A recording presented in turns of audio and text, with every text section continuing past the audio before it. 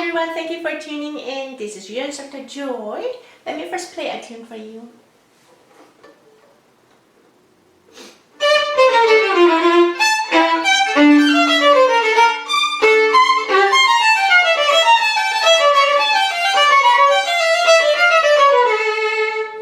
So this was a little excerpt from Bach double concerto, concerto for two violins, first violin part, a little excerpt.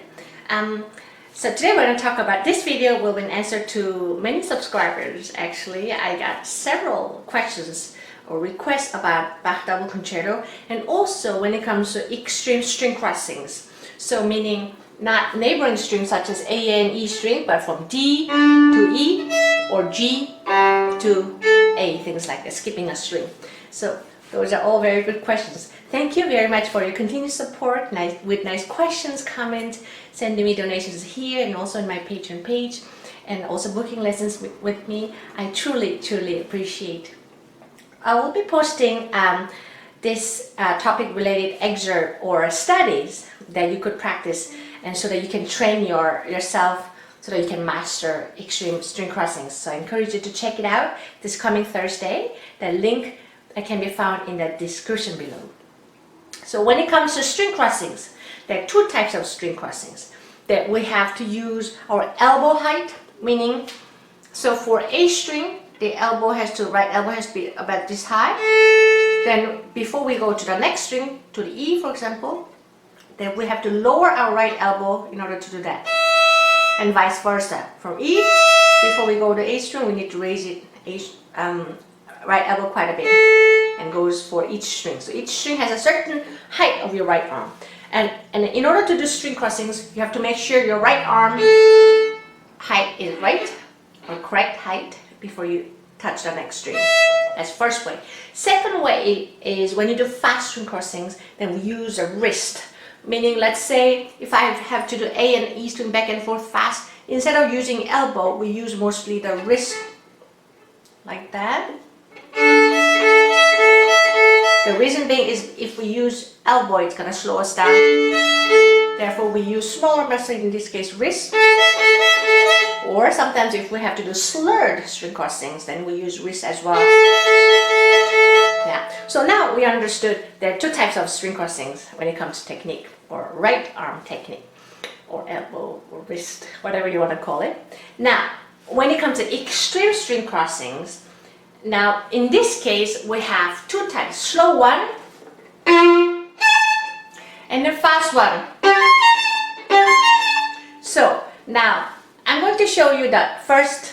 There are two ways to avoid unwanted noise during those string crossings, because that's the biggest problem we have.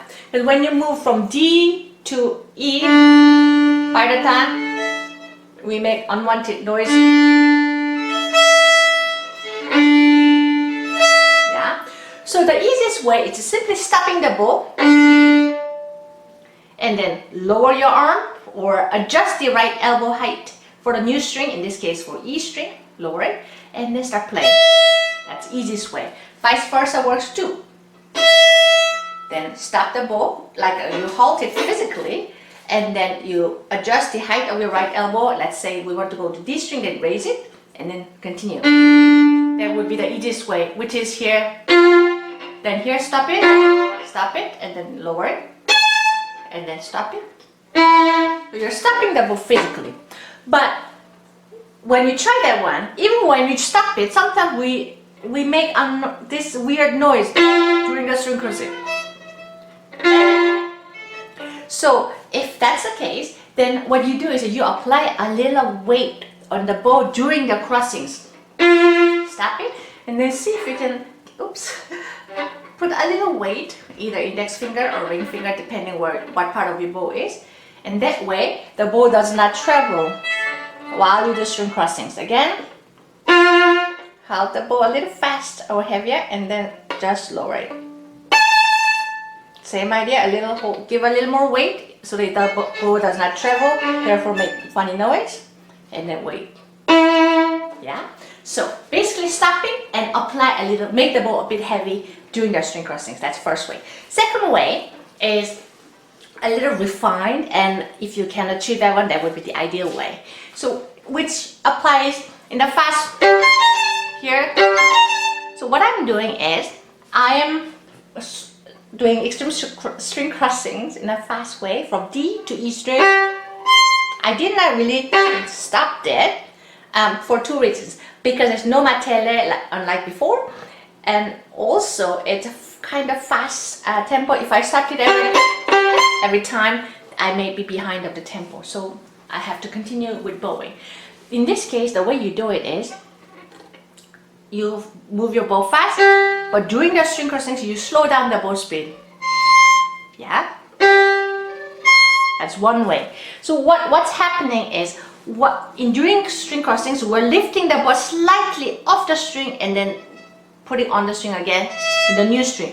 But that's such a little distance that the bow gets off the string, it almost looks like I am staying on the string. So here, very little, yeah. So if I'm like really analyze in a micro every single second, maybe there's a little stopping happening, but most likely you slow down the bow speed extremely right before string crossings and during and right after, and then in those times the bow gets lifted a little away from the string and then gets continued. Sometimes pushing the bow a little horizontal sideways instead of lifting up, that can be a little easier on those string crossings, which will lift the bow a little away from the string naturally without losing the control of the bow, so that you end up having bouncing bow. So what I'm doing is I'm pushing the bow a little sideways while doing the string crossing.